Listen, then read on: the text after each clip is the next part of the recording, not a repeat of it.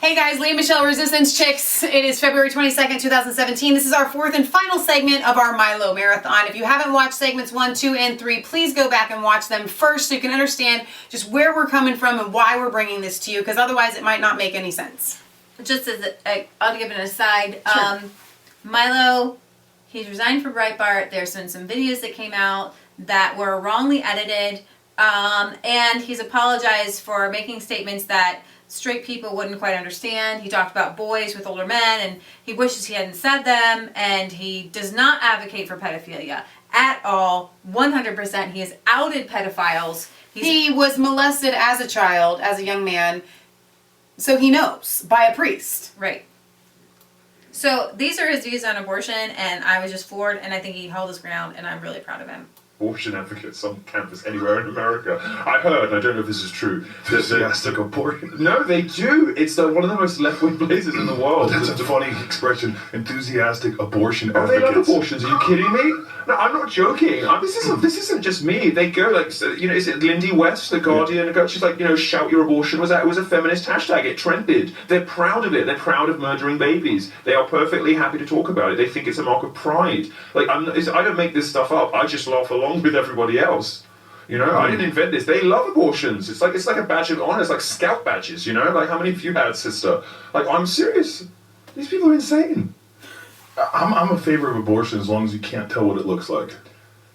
As soon as it starts looking like a baby, you're trying to shock me, and I am unshockable. As soon as it starts looking, I'm never, I'm not a person that would ever step in and say you can and can't do anything with your body as long as the baby's in the woman's body. Technically, No, we differ on that one. We differ on that one. Well, because somebody else.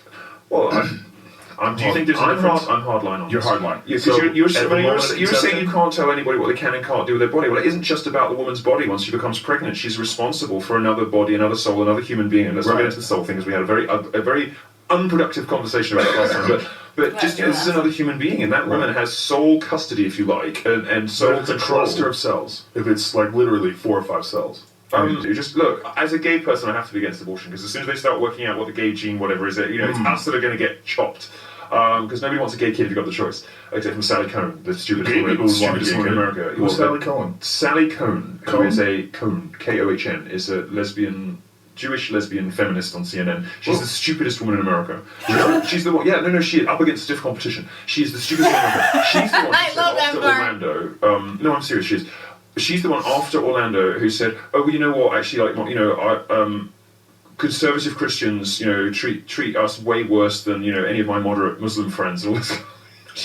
She just used a Muslim who had been trained in had been indoctrinated in this mosque in the north of Orlando, in Sanford, Orlando, by this guy who had been there 3 weeks before, and he was on the record as saying the compassionate thing to do was to murder all homosexuals. This is what's happening in Orlando.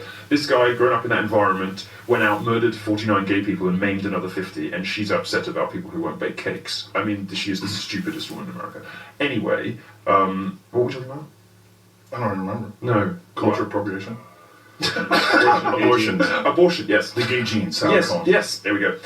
No, she said she famously, well, not famously because she's not famous, because she's just a sort of amusement on Twitter, but she's on CNN, weirdly. She said she'd like a gay kid. She specifically wants a gay child, which I thought was just sort of weird and so. Why not just want a healthy kid? Well, why not just want a child, or want, a smart, athletic, beautiful, popular kid? No, she wants a gay one. Why? Because she's a narcissist, and she doesn't care about anything that's going to happen to that child in its lifetime, any of the unhappy things that might happen to that child. I'm not talking about bigotry or whatever. Let's say we cure homophobia. Great. But I'm having sex with somebody and cannot create a child with the person I love in the act of intercourse. Like, that's kind of rough, frankly. It's not great. And a lot of people don't go through their lives thinking about that, but that's occurred to me in the past. There are many reasons why you might not choose to be gay, all else being equal. And she's just a sort of narcissistic sociopath and weirdo. But most people, I think, if we believe the gay lobby, which lies and says people are gays are born this way, which of course is rubbish. If we believe them, and we find, and if scientists come up, maybe they're right. If they are right, and scientists come up with this gay gene, well, what's the first group of people to go? It's me. Anyway, I don't. There's a lot of shit going on in these conversations. These sentences, they go one way and another way. Yeah, you don't that's think how my that, brain works. Right. I'm sorry. We were actually But you don't talking think about that being born gay is a real thing? You said that's Oh, it's obvious. No, it's obviously a mixture. It's obviously a It's a mixture of nature and nurture. But the gay lobby lies and says it's all. Well, they did this in the 80s. The reason they did it is in the 80s and 90s because the religious right was saying that being gay was a bad moral choice. It was a bad lifestyle choice. Right? Remember that expression? And of course, Christians would say, hate the sin, love the sinner, and all the rest of it. And there was this problem because gay people were like, the gay lobby were like, well. By their logic, they're right. What can we do with this? Say, what if we're like blacks? Or what if we're like women? What if this is just what we are? Because that makes them bigots. So they invented this born this way thing. And the truth is that nobody knows. Well, did you ever see the study that was done, I believe it was out of the University of Rome, where they found a direct correlation between very promiscuous mothers and gay children? Right. Well, there's some people who think that things like that might have dual effects. So it could be genetic or even epigenetic if you buy into that stuff. It could be epigenetic factors in the womb and hormonal stuff that comes about as a result of a woman having a high sex drive that might result in a gay kid. But also when the kid is born, if the mom's still a whore, then maybe I'm just saying. Right. If mummy's spreading her legs all over town, could that affect a child's sexual development? Of course it could. So that one, I do remember that, although I didn't read it closely. I do remember that one, and I think that what I came away from that with was if you have a hoe for a mom, there's probably multiple reasons you might end up gay. Yeah, they're making because they're idiots. Well, because they don't actually want to get to the truth. They want virtue signal. It's just one. Well, there's a little bit of that, but it's also one of those things where it's just really problematic. Where you can't say that unironically, though. Yeah, you can't prove it.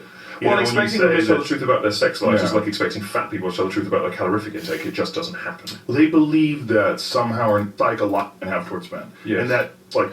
You roll it on even is varied and complex anyway. The only point I'm making is it was kind of dirty. Every credible scientist, every reasonable person knows that it is almost certainly a mixture of nature and nurture, and that mix can change from person to person. Right? All of these things can get mixed up and end up with somebody choosing to fuck a guy or not fuck a guy. Right? Right. But the gay lobby, because they were scared and because they wanted an easy answer, came up with this, whatever. Now it's embedded in culture. Lady Gaga born this way, and it's a lie. I mean, it's a lie. Saying that if something is like not black and white, and it's like probably about 50-50, saying it's entirely black is a lie, and that's a lie. And the gay lobby lies to gay people, and that's partially born this way doesn't make a good song.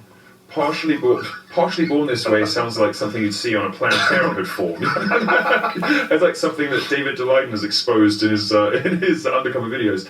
On returning to the abortion thing, I don't.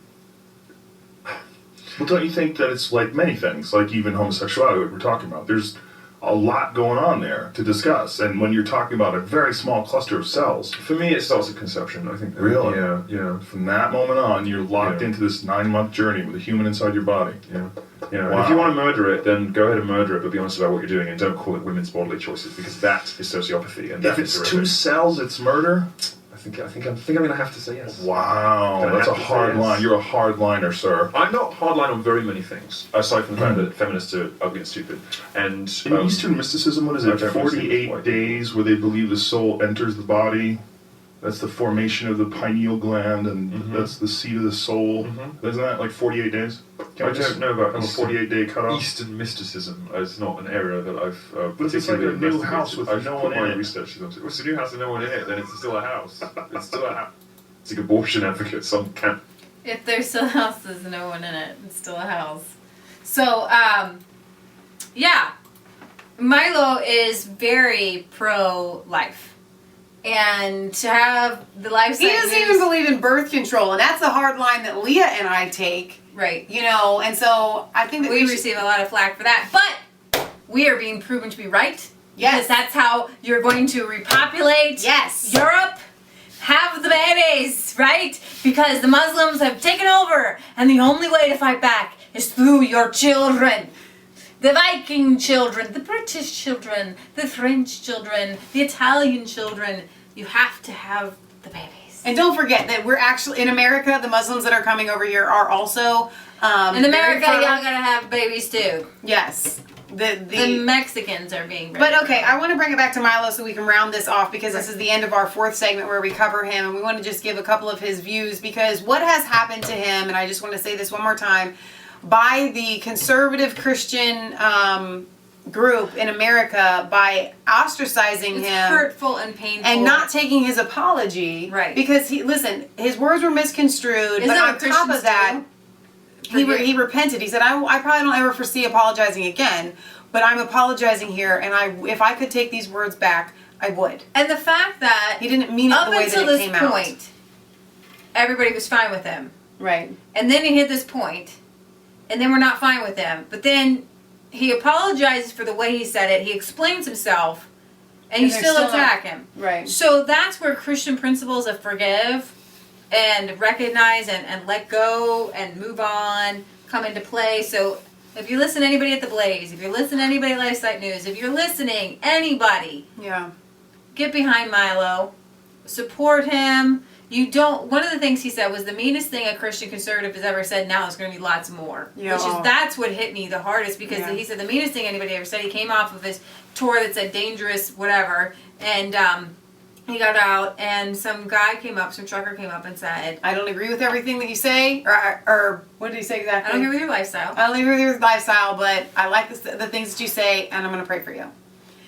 And that's where we all should be at, because here's the thing. When you accusing somebody, pedophilia is a big thing, and we know that Hillary Clinton's into it. We know that Podesta's into it. We know that these people are into it, okay?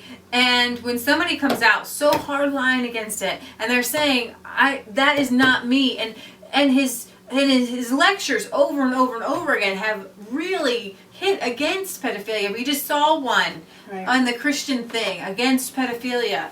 What gets me more than anything, though, is that in Milo's own words, he has said, if I could choose not to be a homosexual, that I would. But also, I lost my train of thought here. If you keep talking, it'll come back to me. Well, there was another interview I saw. He was just ripped apart on Bill Maher's, is his name Bill Maher? Maher's show. And one of the things he was saying was on transgenderism, and he has come out against identifying, and he did this with Seth Rogen, and Seth Rogen said that Joe Rogan said he had a neighbor who was gay, who's 5 years old and is gay as, and Milo's like, how can you say that? He's 5 years old. He hasn't even developed into sexuality. Right. How can you even say that? He's like, well, because his mom calls him gay. Right. You're messing a kid up at that point. Right. Just because he might want to play with Barbies or a girl wants to play with a gun, you can't, and so Milo's come out fervently against transgenders using the bathroom with females. He's like, I want to protect girls and women. He is the utter protector of girls and women, and that is what true religion is for the widows and fatherless. So I can get behind him because I know that he is a proponent of true religion. Exactly. I can't get behind transgenders who want to be men in the girls' bathroom. Okay, so I found my train of thought again. What he was saying is that my provocativism, he said this in a couple of other interviews, is the way that I cope emotionally with the feelings of what happened to me when I was, and he didn't say this, but he said what happened to me, and I'm filling in the blank, when he was molested by a priest when he was younger. And so a lot of Christians get so angry at him because, well, he's using these swear words, and listen, Lee and I don't like swear words as much as anybody, and lots of you people use them in the comments, and it drives us up. No, it really doesn't drive us up the wall, because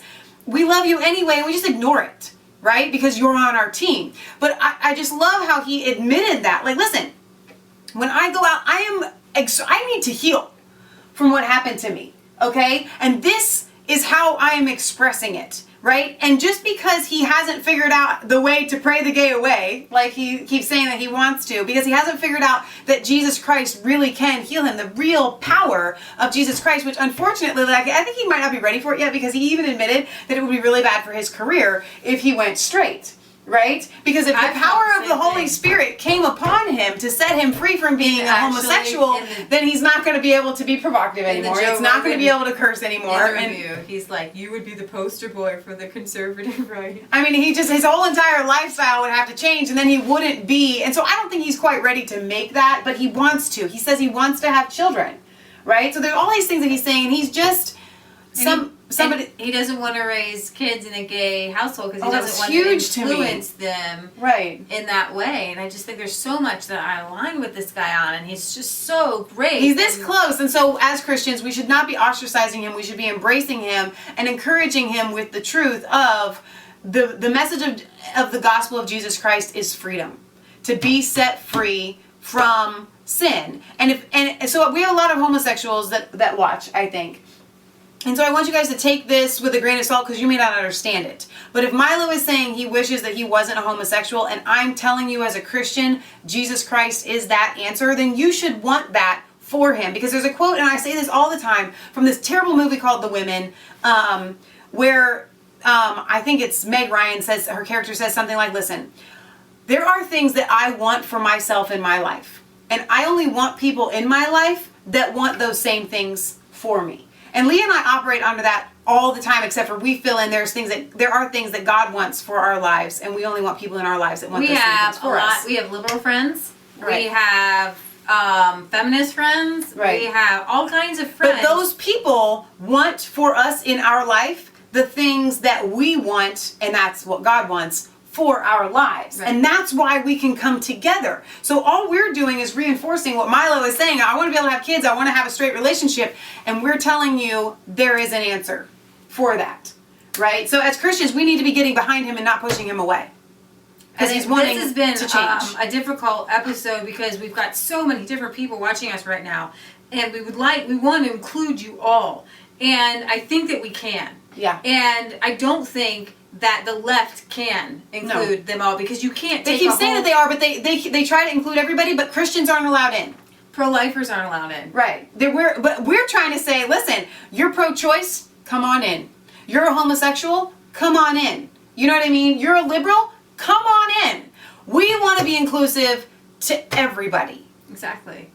If there's something in us that you agree with, we want you here. Right. And we can discuss those things. Exactly. And just know that we're honest and we're changing. We're growing. We look at things in a different manner. I mean, a couple years ago, before I had met all of these young men going through drug problems, and I did not have that up close and personal view. I didn't understand homosexuality because I'd known homosexuals before. I'd been friendly with homosexuals before, but now I can say I've been friends with homosexuals. I've seen people come out of homosexuality. Right. I know people who are stuck in homosexuality who don't want to be there, who call us on the phone and talk to us. Hey, something's going on, or this or that, or this or that, and we love them. Okay, and so I think that we can be inclusive, but I'm going to speak the truth to you every time. I'm going to say, listen, this is the word. I'm going to speak it to you. I'm going to speak it to you again and again and again, but I'm going to love you as long as you're humble and you're still seeking God. Who was it? Was it... I'm not going to try to change the word of God. Okay?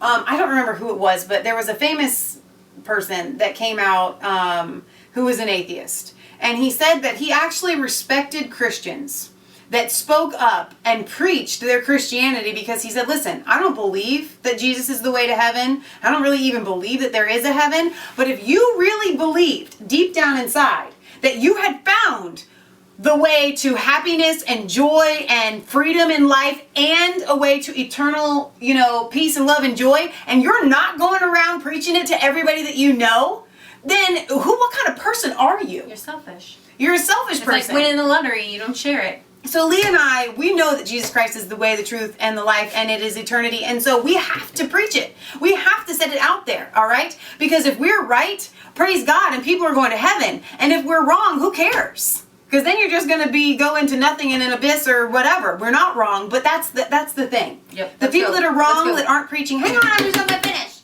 Am I preaching? It's getting late. I know, but they'll stay with me one more minute. It's like Jesus, stay with me one more hour. The people that are wrong, that are preaching that you can't preach Christianity, if they are wrong and people go to hell because they're not allowing Christianity to be preached, it's far worse than the people that are preaching Christianity and bringing people into Christianity and bringing them to the knowledge of Jesus Christ. Well, that was a tongue twister, and if you got it, good. All right, this is Leah Michelle, signing off for Resistance Chicks, where it's not a conspiracy theory. If it's the truth, don't forget to like, comment, and subscribe to Mass Faith 3 and Resistance Chicks. Ring that bell for notifications so you get an email every time that we put out a new video, and find us on Facebook where you can interact with us on a daily basis. Don't forget to come back for more videos because you know you want to. Don't unsubscribe because you didn't like this video. Stick with us because you know you're going to like more videos that we put out. God bless. We'll see you tomorrow.